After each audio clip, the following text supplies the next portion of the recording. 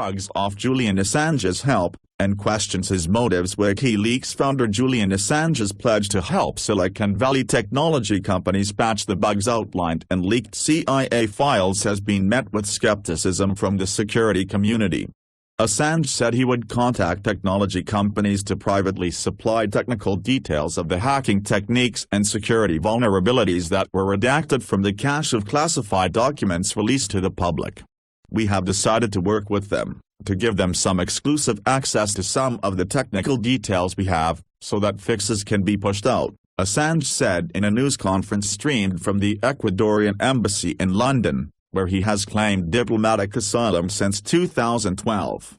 But members of the security community have dismissed Assange's hyperbole around the CIA files, collectively nicknamed Vault 7-, which he described as exceptional from a political, legal and forensic perspective. Ryan Kalimber, SVP of Cybersecurity Strategy at Proofpoint, disagreed.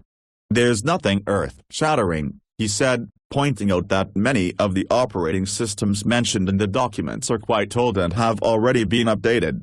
"It seems like the CIA was doing the same stuff cybersecurity researchers do, which is compile lists of vulnerabilities and try to figure out which ones are being exploited in the wild and which ones could be. It's not clear at this point how many, if any, of the vulnerabilities are genuine 0 days - those not yet known to vendors, named after the number of days they have to fix them." Kalimber said that the so-called Weeping Angel hack, which uses malware to spy on Samsung smart TVs, has been shown at security conferences for a couple of years and requires physical access to the device. The CIA should be embarrassed that they lost control of this cache, but they should also be embarrassed if this is their level of technical sophistication, said another security researcher, who did not want to be named. "What they have is pretty unimpressive."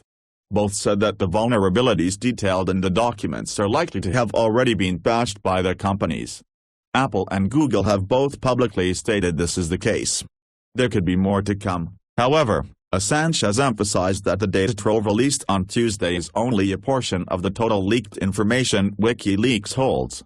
The fact that Julian Assange is offering to selectively disclose vulnerability information to affected companies is better than revealing it to all and sundry, but it depends on the veracity, accuracy and currency of that information, said Bullguard CEO Paul Lippman.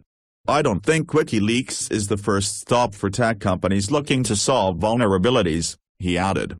How do the CIA files compare to the revelations contained in the NSA leaks from whistleblower Edward Snowden? "It's apples and oranges," said Kalimber. The Snowden leaks were not only technically interesting but contained a lot of novel stuff that was not known at all.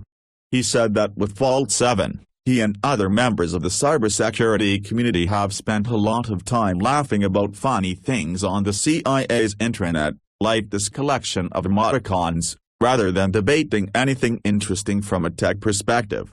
Some researchers were skeptical of WikiLeaks' motives, pointing to apparent ties between the whistleblowing organization and Russia, despite Assange's denial. "Everything they have done over the last few months suggests they are operating as a front for a different leaker, Russia," said Kalimber. He said that the possible Russian ties as well as WikiLeaks' track record of publishing identifying information about people, known as doxing, including millions of women in Turkey, and threats to make an online database of all verified users on Twitter, has diminished confidence in the organization. "No one in the information security community really trusts him and his motives," he said. At the press conference, Assange attempted to counter accusations that he or WikiLeaks had ties to Russian intelligence agencies, describing his operation as a neutral, digital Switzerland. The WikiLeaks promotion of the CIA files has placed emphasis on a group at the agency called Umbrage, which collects a library of attack techniques produced in other states including, the press release stated, the Russian Federation.